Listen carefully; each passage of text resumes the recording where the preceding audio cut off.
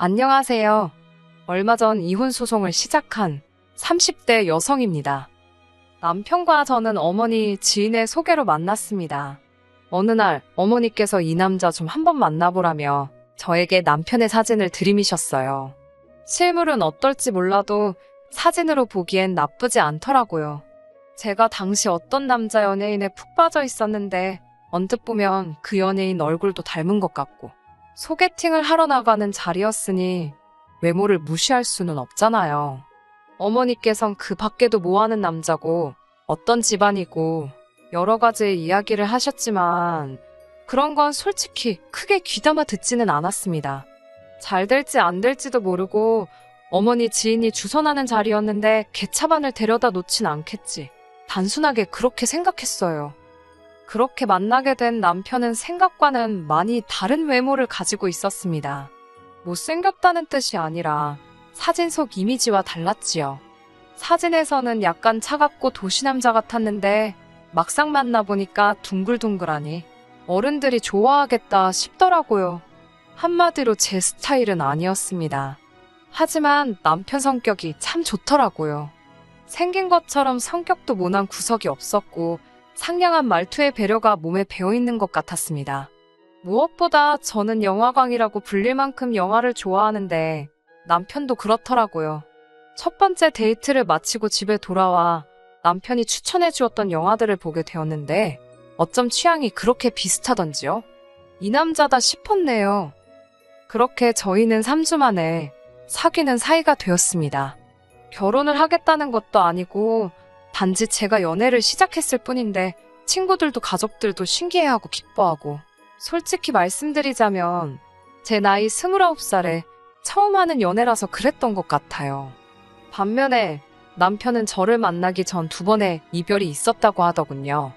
궁금하지 않았기에 못하러 저런 이야기를 나한테 하지 싶었지만 남편은 저에겐 뭐든지 이야기해주고 싶었다 했습니다. 이런 인간이었으니 저를 속일 거라곤 조금의 의심도 하지 못했어요. 남편과 결혼을 약속한 건 사귄 지 2년쯤 됐을 무렵입니다.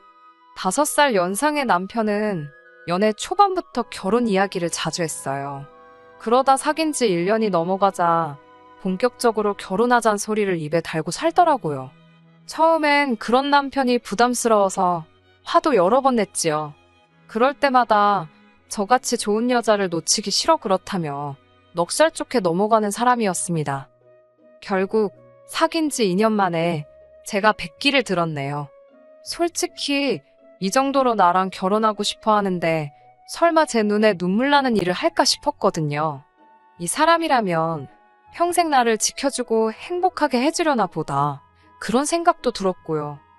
한편 남편은 연애 시절부터 어떻게든 하루빨리 저를 자기 부모님께 소개시키고 싶어 했습니다. 눈도장을 찍어야 빨리 정도 들고 그럴 것 아니냐고요. 하지만 전 그 정이 무서웠어요. 남녀 사이가 한치 앞을 모르는데 괜히 정이라도 들었다가 헤어지게 되면 저희 둘뿐만 아니라 양쪽 부모님까지도 상처를 받으시게 뻔했으니까요.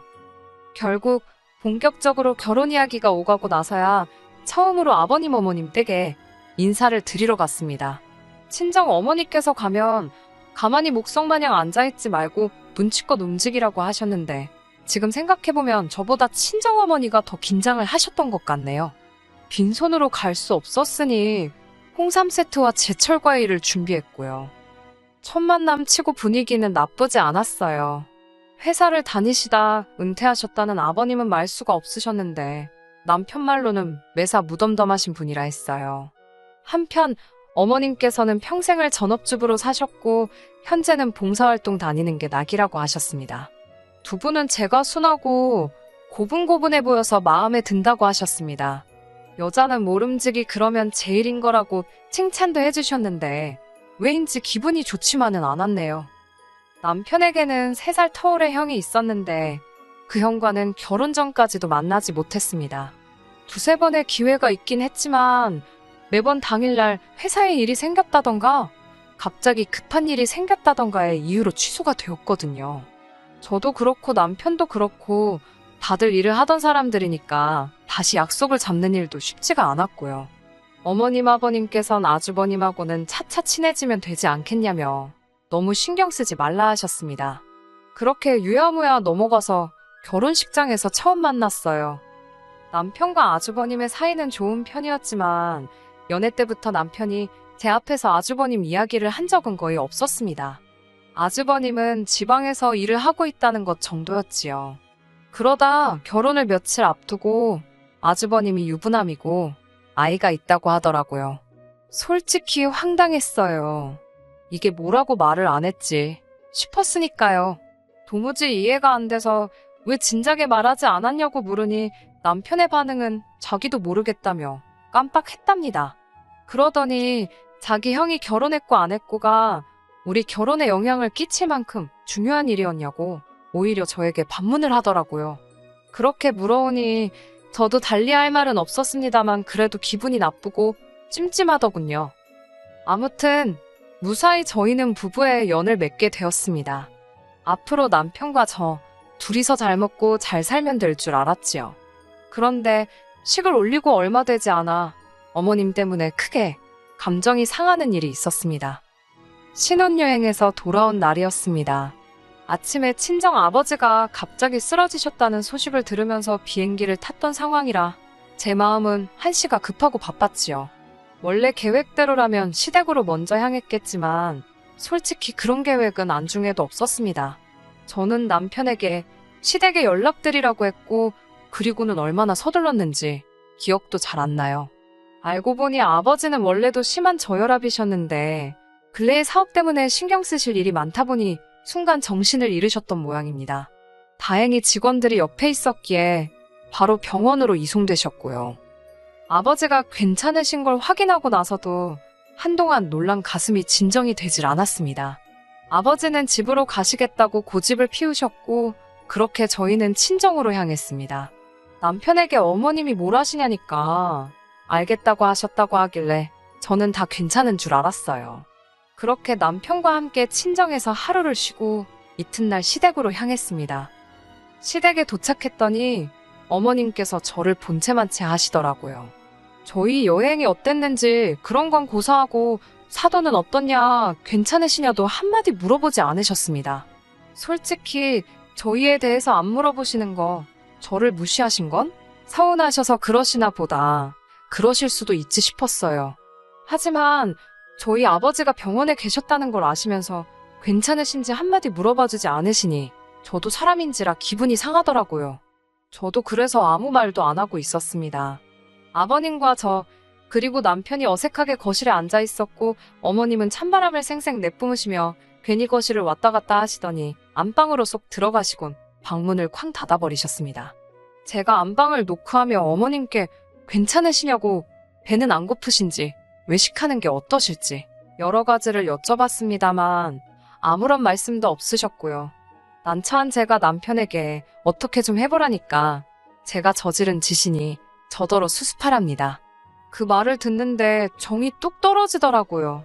장인어른이 쓰러지신 게 제가 저지른 짓인 거냐고 따지고 드니 그럴 정신이 있으면 자기 어머니부터 달래드리라는 거예요. 어이가 없어서 한마디 싸붙이려는데 갑자기 안방문이 확 열리더니 어머님이 나오셨습니다. 저를 노려보시더니 엄청 서럽다는 듯이 엉엉 소리를 내시며 울기 시작하셨습니다. 저더러 이제 와서 못하러 왔냐고요. 당혹스러웠지만 저도 모르게 죄송하단 소리가 절로 나왔습니다. 어머님께선 당신이 저희 오는 날에 맞춰서 음식도 잔뜩 만들고 했는데 저희가 친정으로 내빼서 너무 서러우셨답니다.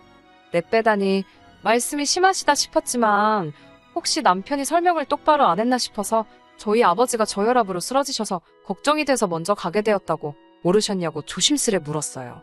그러자 안다고 잘 알지만 저혈압으로 죽는 사람이 세상에 어디 있냐입니다. 그래서 네 아버지 죽었냐입니다. 멀쩡하지 않냐고요. 제가 놀라서 어떻게 말씀을 그렇게 하시냐고 그랬더니 또 우시면서 서운해서 그러신답니다. 아니 서운하면 막말해도 되는 건가요? 저도 그때는 도저히 표정 관리가 안 돼서 제가 다음에 다시 와야겠다고 인사를 드리곤 자리를 일어났습니다. 남편이 그러고 가면 어쩌냐길래 오빠는 더 있다 오라고 했어요.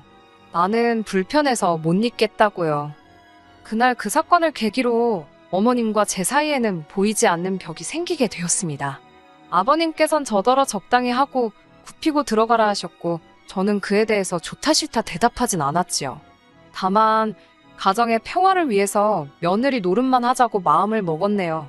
이후로 명절이라던가 생신 그리고 어버이날 정도만 챙겼습니다. 생신상 차려달라 하셔서 차려드리고 용돈 챙겨드렸어요. 하지만 어머님은 그런 제 모습을 보곤 제가 죄송해서 그러는 줄 아셨나 봅니다. 그 일이 있고 1년도 되지 않아 아주 어이없는 소리를 들었거든요. 결혼했다던 아주버님은 사실 저희가 식을 올릴 때 이미 이혼한 상황이었습니다. 두 사람 사이에는 아이도 있었는데 이혼하면서 형님이 데리고 갔다고 했어요. 이후로 아주버님은 시댁으로 들어가 살기 시작하셨다고요. 자세한 이야기는 솔직히 궁금하지도 않았고 알고 싶지도 않았습니다. 시댁에 정이라곤 하나도 없었으니까요. 그런데 얼마 전 형님께서 아이를 데리고 시댁에 오셨습니다. 재혼을 하셨는데 재혼 상대도 아이가 있었던 모양이에요. 뭐 속사정이 어떤지는 모르겠지만 아이를 더는 못 키우겠다고 그러면서 시댁에 두고 갔다대요.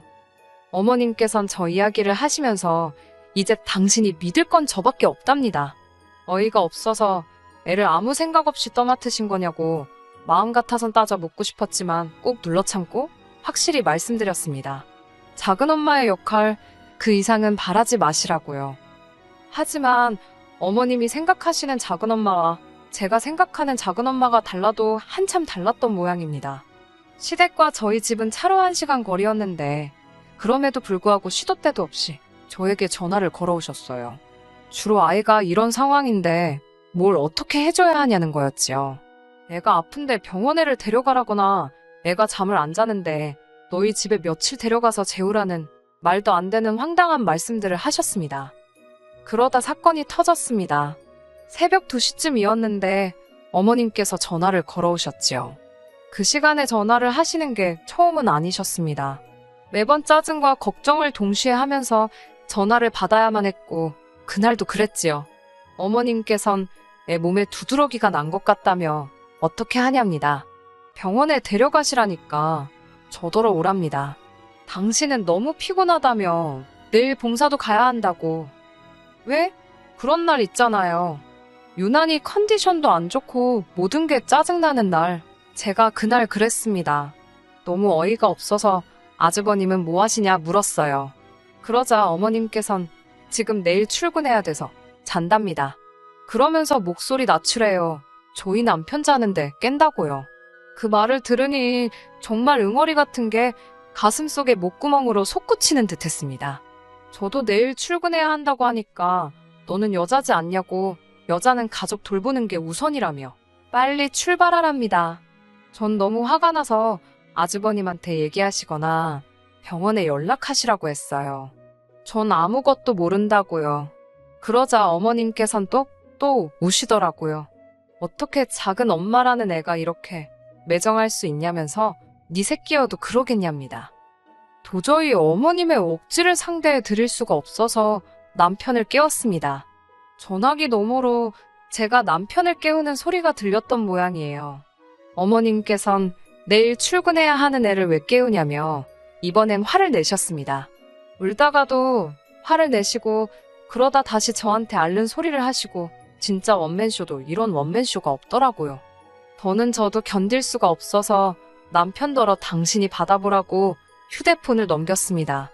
건성건성 네네 하고 대답하는 소리가 들리더니 남편이 저더러 그냥 좀 갔다 오랍니다. 가서 들여다보는 척이라도 하고 오래요. 그러면서 작은 엄마도 엄만 아니냐며 왜 이렇게 모성애가 없냐입니다. 어차피 우리도 애 낳으면 아주버님이고 어머님한테 아쉬운 소리하는 날이 없겠냐며 저더러 먼저 모범을 보이라나요. 제가 덕을 쌓아야 훗날 태어날 우리 애가 그 복을 누린다나 말 같지도 않아서 가볼 테면 당신이나 가보라고 난 모르겠다고 그러고는 돌아 누워버렸습니다. 뒤척뒤척 하다가 밤잠을 설치고 어쨌든 출근은 해야 했으니 일어났습니다. 보아하니 남편도 제대로 못 잔 눈치더라고요. 제가 거실로 나가니 이야기 좀 하잡니다. 출근해야 하는데 바쁜데 왜 그러냐니까 지금 출근이 문제가 아니래요. 그러면서 자기가 밤새 곰곰이 생각해봤는데 조카를 데려와야겠답니다. 자기가 보아하니 어머님은 연로하시고 조카가 온 뒤에는 봉사활동도 못 다니셔서 스트레스를 많이 받으시는 눈치래요.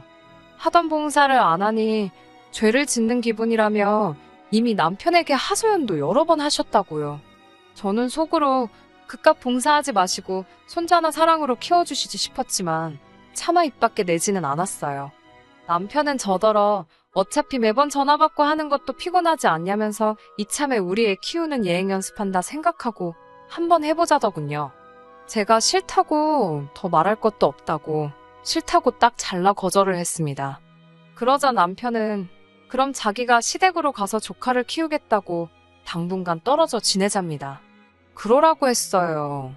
생활비도 못 준다길래 그러라고 했지요. 사실 신혼살림 차릴 때 남편이 모아둔 돈이 생각보다 없어서 집 전세금을 제가 혼자 냈거든요. 대신 결혼 생활에 들어가는 생활비는 전적으로 남편이 부담하고 있었고요. 남편 딴에는 자기가 생활비를 안 준다고 하면 제가 크게 쫄기라도 할 줄 알았나 봅니다. 하지만 아무런 상관이 없었어요. 솔직히 생활비라고 받아봤자 제 옷이나 화장품을 사는 데 쓰는 돈은 전혀 없었으니까요. 다 관리비에 공과금 내는데 들어갔지. 그러니 뭐 생활비 안 준다고 제가 쫄 게 뭐가 있겠어요? 무엇보다 제가 남편보다 더 잘 벌고 있었는걸요. 제가 너무 순순히 생활비도 필요 없다. 남편이 시댁에 가서 지내겠다고 해도 그러라 하니까 자기도 괜한 말을 했다 싶었나 봅니다. 몇 번이고 저더러 후회 안 하냐고 물었으니까요. 저는 그만 좀 물어보라고 후회 안 한다고 내일 당장 내려가라고 했어요. 대신 서류 정리하고 가라고요. 그때부터는 오히려 주객이 전도되었지요. 남편이 어머님께 이야기를 했는지 어머님까지도 전화를 하셔서는 이제는 조카 문제 때문에 절 찾지 않을 테니 그저 둘이서만 행복하게 지내랍니다. 하지만 이 전화마저도 저는 불편하고 짜증이 났어요. 어머님이 또 누가 뭐라고 한 것도 아닌데 세상 서럽게 우셨으니까요. 어머님께선 당신은 저에게 바라는 게 하나도 없었는데 제가 당신을 너무 밀어낸다며 제가 그렇게 당신을 싫어하니 당신이 사라져 주시겠다나요? 어휴, 막말로 그런 소리도 한두 번이지요. 하도 들어서 인이 박혀 있었으니 시쳇말로 씨알도 안 먹혔지요. 양치기 소년 이야기도 모르시나 한번 읽어드려야 하나 싶을 정도였네요.